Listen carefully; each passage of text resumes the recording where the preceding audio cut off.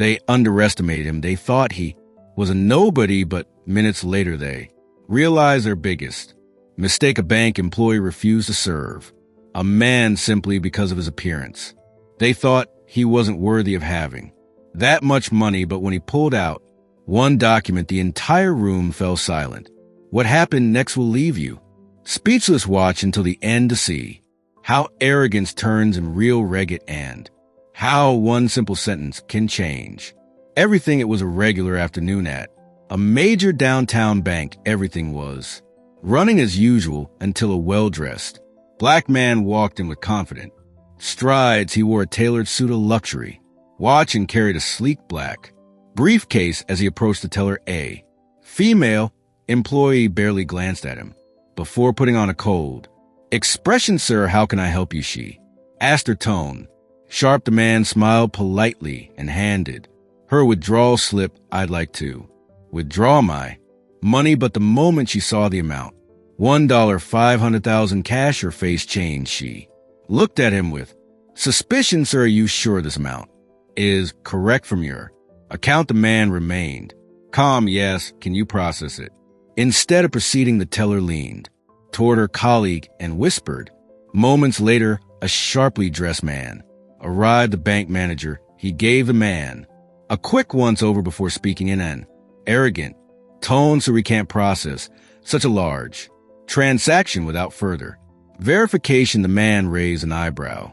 "Verification? I provided all my identification." The manager smirked slightly as if mocking him. "You understand, right? A son this large. We need to make sure everything is in order around the bank." Customers started to notice. Some whispered, others exchanged judgmental looks. The man exhaled slowly. "And what exactly does this verification process involve?" The manager crossed his arms. "We need to check the source of your funds. That could take some time." The man nodded off.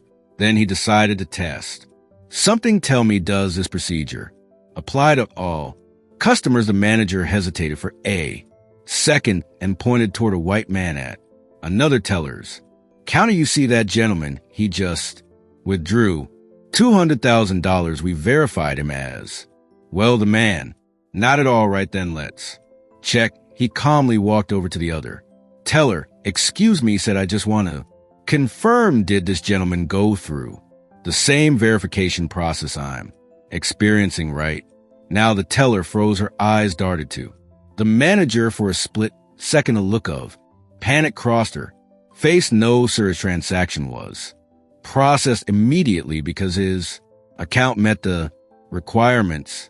Silence. The bank manager stiffened. The teller, who had served the white customer, looked away. "Ofo INGI. Contact Jonathan." Smirked. "So I'm the only one who needs extra verification." The atmosphere in the bank shifted. The customers who had been watching idly now realized something was off. Jonathan sighed and slowly opened his briefcase. Then he pulled out a single document and placed it on the counter. His eyes met the manager's. "Funny, isn't it?" he said, voice calm but firm. "Because I own this bank." The manager's face drained of color. With trembling hands, he picked up the document and read it. Right therein, bold letters, was the name Jonathan Carter, principal owner at the bank. The manager looked like he had just seen a ghost. The teller, who had dismissed him earlier, turned pale. Her hand shaking. The entire bank fell silent. Some customers began whispering. Others pulled out their phones to record. The manager quickly straightened up and stammered, "Mr. Carter, I sincerely apologize. This was just a misunderstanding." Jonathan didn't respond. He simply stared at him with an unreadable expression. The teller, who had been rude moments ago, now kept her head down, visibly shaken. Jonathan picked up his withdrawal slip.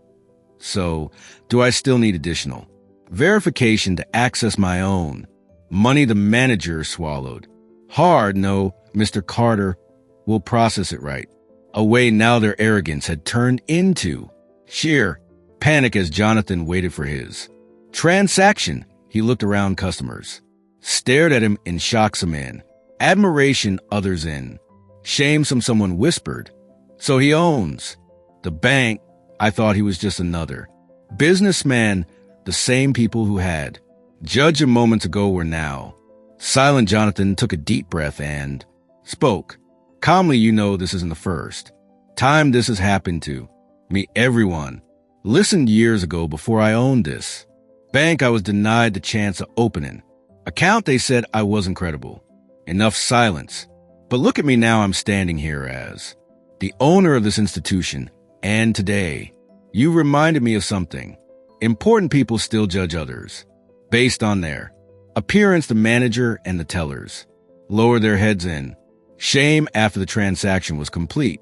Jonathan took his money and prepared to leave, but before walking out, he turned back to the manager one last time. I hope after the day you've learned one thing: never judge someone by their skin color, because you never know who you're dealing with. Then he walked out. At the bank, calm and composed. Behind him, the employees stood, frozen in regret. And for Jonathan, this was just another reminder that the world is still full of prejudice, but in the end, the truth always wins.